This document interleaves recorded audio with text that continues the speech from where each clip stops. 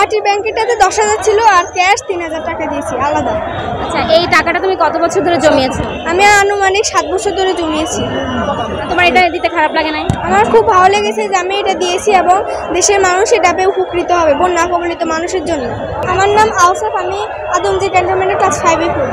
আচ্ছা, এই যে বন্যা কবলিত মানুষের জন্য তুমি কি দিয়েছো? আমি বন্যা কবলিত মানুষের জন্য আমি একটা মাটির ব্যাংক দিয়েছি ও ক্যাশ 3,000 টাকা দিয়েছি। তোমার মাটির ব্যাংকে কি 3,000 ছিল না মাটির ব্যাংকের টাকাটা আলাদা? মাটির ব্যাংকেটাতে 10,000 ছিল আর ক্যাশ 3,000 টাকা দিয়েছি আলাদা। আচ্ছা, এই টাকাটা তুমি কত বছর ধরে জমিয়েছো? আমি আনুমানিক 7 বছর ধরে জমিয়েছি।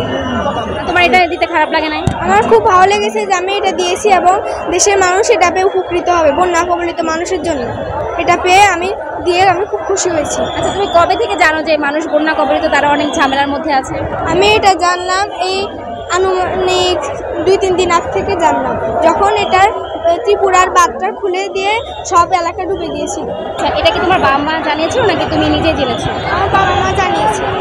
তো এই যে তুমি যে টাকাটা দিলা, তোমার বাবা মাকে উৎসাহিত করেছে এটা? হ্যাঁ, আমার বাবা মা উৎসাহিত করেছে, আমি নিজে থেকে দিয়েছি। আমাদের থেকে মূলত আপনাদের মিডিয়া যারা আছেন, মানবজীবী সহ সবাই অবদান সবচেয়ে বেশি। আপনারা এই জিনিসগুলো বন্যত দুর্গতর পাশে ব্যাপকভাবে প্রচারণার কারণে আমাদের ভিতরে যে আমার ছেলের ভিতরে এক ধরনের দেশপ্রেম বা বন্যত দুর্গত লোকদের জন্য কিছু করার জন্য স্প্রিয়া জাগে। এই কারণে তার শখ 7 বছর থেকে এই টাকাগুলো সে তিল জমাচ্ছে, তার এটা কয়েন জমানো তার একটা শখ। কিন্তু সে চিন্তাগুলো তার এই শখটা যদি দেশের কাজে লাগে, উন্নত দুর্গতদের পাশে থাকে, তাহলে তার জীবনটা ধন্য হবে। এবং এটার মাধ্যমে আপনারা যদি প্রচার করেন, তাহলে বাকি যারা ছাত্রছাত্রী আছে এবং অভিভাবকরা আছে এবং দেশের জনগণ সবাই উদ্বুদ্ধ হবে। এবং আপনাদের এই অবদানের মাধ্যমে দেশের এই যে বন্যা দুর্গত কবলিত পাশে সবাই জানতে পারবে তাদের দুর্দশা এবং কীভাবে সাহায্য করলে ওদের কাছে যাবে এবং এই দুর্দশা থেকে, এই যুদ্ধ থেকে আমরা মুক্তি পাবো। সেই জন্য সে এখানে চলে আসছে এবং সাথে আমি তার সাথে এসেছি। অসংখ্য ধন্যবাদ আপনাকে।